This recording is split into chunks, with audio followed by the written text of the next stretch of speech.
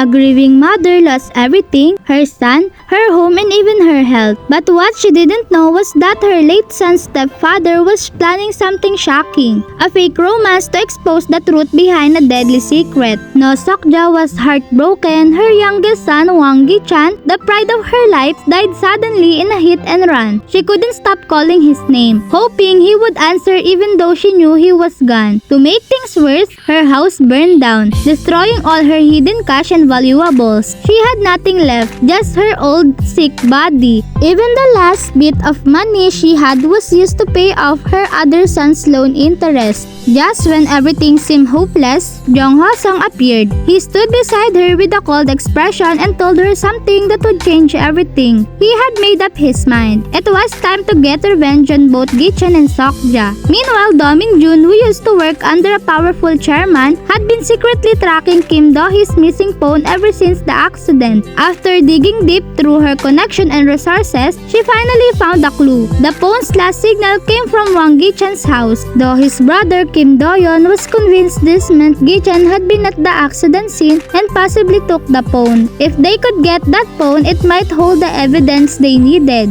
But getting the phone wasn't going to be easy. It was probably hidden somewhere inside Gi Chan's house. Do-yeon said he had a better idea and he wasn't going to break in to steal it. Instead, he ran to Jung Ho-sung with a bold plan, pretended to marry Seokja to get closer to Gi Chan and retrieve the phone from inside. At first, Jung Ho-sung hesitated, but thinking about Do-hee, his niece, and her tragic death, he agreed. He knew Seokja had feelings for him and he planned to use that to get her trust. If she agreed to remarry him, Gi Chan wouldn't be able to stop it. Ho-sung reassured Do-yeon that he was willing to risk everything to find the truth and bring justice for Do-hee. Ho-sung dressed up nicely, grabbed a bouquet of flowers, and went to Seokja's restaurant. He knew this had to look real. If she even sensed something was off, their entire plan would fall apart. When he arrived, Seokja was shocked and touched by his gesture. Ho-sung smoothly asked to talk, and when they were alone, he confessed his feelings. He said he had been thinking about her constantly and that he believed he was in love. Hearing this, Seokja was overwhelmed with emotion. No one had ever confessed to her like that before. She smiled, admitting that she had loved him since the day they met. Her heart was full and she asked if this was the start of something real. That's when Ho-sung took it even further. He suggested they move in together. Seokja was thrilled at the thought of a second chance at love, especially with someone younger. Everything was going according to plan. Ho-sung had completely won her over, but the biggest obstacle was still ahead. Hwang Gi Chan. Even Gi Chan's brother already suspected Ho-sung and called him a scammer. Gaining Gi Chan's trust wouldn't be easy, but it was the only way to get the truth behind Do-hee's death.